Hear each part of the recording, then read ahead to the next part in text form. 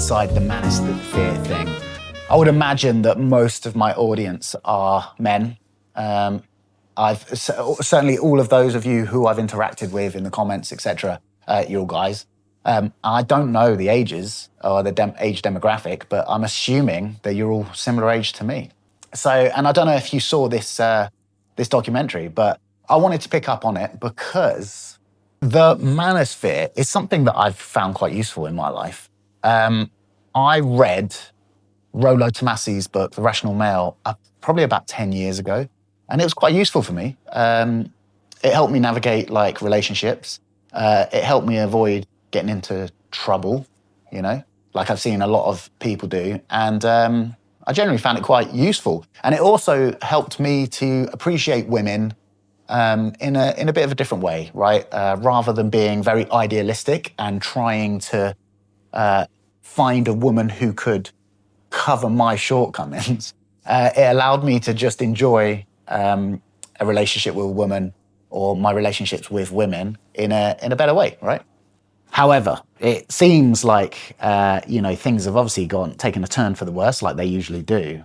And what's going on for young men or what young boys are seeing on the internet is, I mean, quite troubling, really. I mean, my opinion on characters like HS Tiki and Myron Gaines and Sneeko is that, like, I just don't really get it. Like, I don't get what's really entertaining about these guys.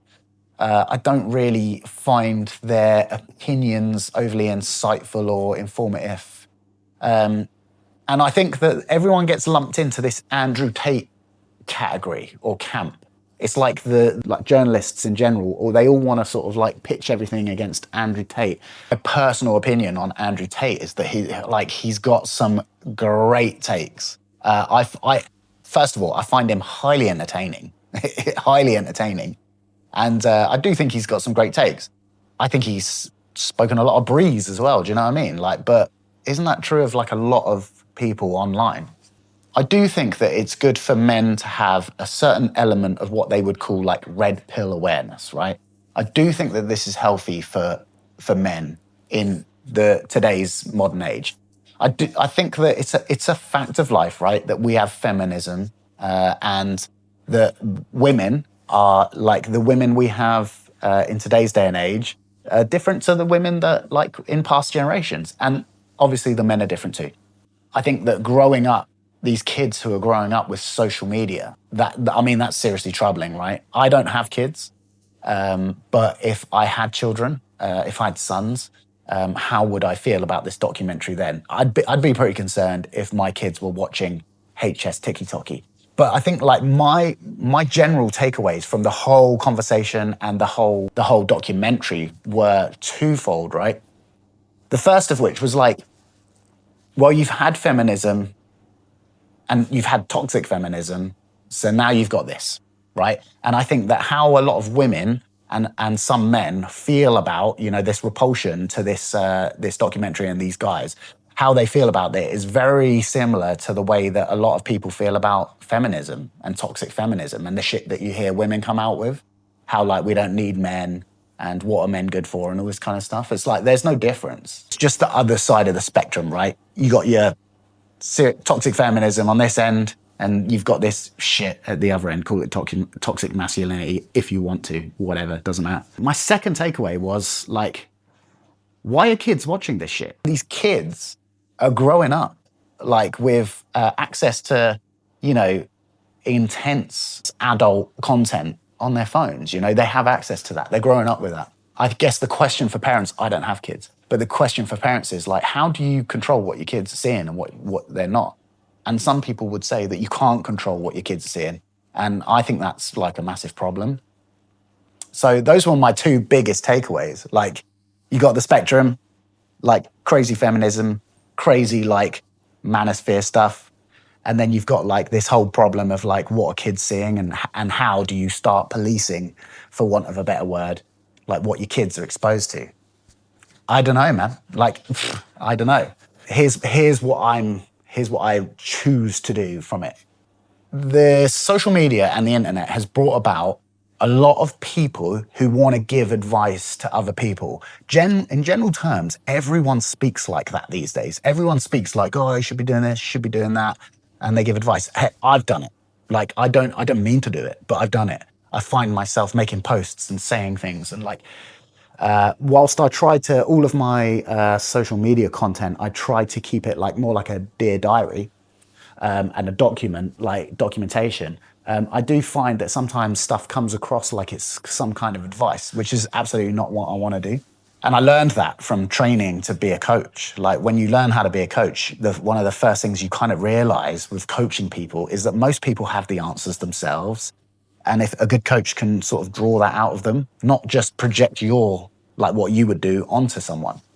I think that as men, because many of you are men watching this, like what I'm going to do is just try and live how I want to live. Like, do you know what I mean? And not take advice from anyone else, not do what other people tell you should do. And to be honest, I think that the whole masculinity thing and being a man, a lot of it is, not a lot of it, but a part of it is that, being who you want to be, not what someone else says you should be.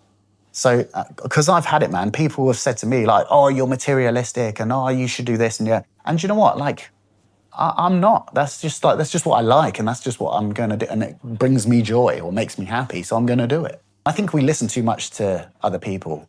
And on the internet, you have terms now like influencer and stuff. And I guess the real question is like, are you influenced? If you're watching this and you're influenced by me, is that a good thing or a bad thing? I think it's cool to be inspired. And many of the people you've seen on my channel, right? The guys that I've picked to do interviews with and stuff, like they inspire me to do things or they inspire me to be a certain way. But I think that being a man is like, a good man is not really easily influenced. When I watch this stuff, same as if I listen to Andrew Tate giving an interview, I can find it entertaining and I can find it enlightening and I can find some of it like unpleasant. But like, I'm not influenced. I'm a 42-year-old man. No one's influencing me at this point. Do you know what I mean? Are people inspiring me? That's slightly different, I think, because I think the two are totally different.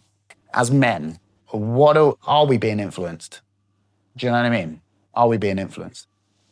The last thing I'll say on it as well is that when I saw that documentary for the first time, I saw my doctor, Dr. Robert Stevens, shout out the Men's Health Clinic. I saw him comment on Louis Theroux's post, and I actually really I did agree with his comment.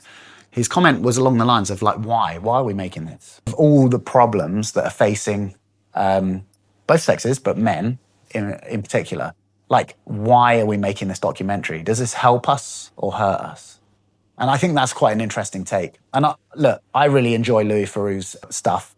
I've enjoyed his programs over the years. And some people will jump on that and say that he's a piece of shit and all the rest of it. And some people say he's the best. I mean, he just is. I don't know the guy. I know what he has created and I've enjoyed some of it. But he is definitely like one end of the spectrum, right? And I just think that we are living in a world now where social media forces you one end of the spectrum, one extreme or the other. And the truth is just always in the middle. So you've got to find that middle bit. You've got to find that Goldilocks bit. And you've got to find the bit for you. What's the saying? What's good for the goose is good for the gander. It's not always the case, right? So like for me, for example, like I enjoy living on my own. I enjoy riding motorbikes and smoking cigars, and I don't have children and this kind of stuff. That is not like, I wouldn't advise every man to do that.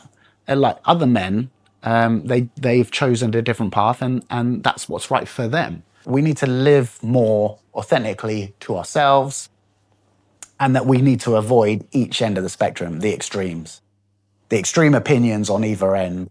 Women are evil, men are evil. Like, it's all just nonsense, really, isn't it? I would hate to see a lot of the good attributes or the good bits of the red pill get tainted, but at the same time, do I really care? Do you know what I mean? Like, I've got other shit to worry about. I'm trying to, run my business, build my business, create better lives for the people around me and myself. You know, and I think a lot of this is just, you know, this conversation about the manosphere. That's a lot of bullshit, really. Do you know, same as when I hear people people going on about feminism and all the rest of it. I just eye roll. Do you know what I mean? I just don't care. Like, this is just meaningless to me. It just doesn't matter. Like, what are you doing in your life? You know, like, everyone's talking all the time. I'm doing it right now. Let me know your thoughts. What did you think? What did you make of the documentary? Is like a red pill awareness and this kind of stuff, is it all nonsense? Give me your takes. Do you agree with me? Do you disagree with me? Tell me why in the comments below. If you're not subscribed to my channel, make sure you subscribe and make sure you hit like. If you hit like, it really helps me out. Anyway, I've got to get back to work. It's like the middle of the day and I'm here making YouTube videos. Have a great week, guys. See you later.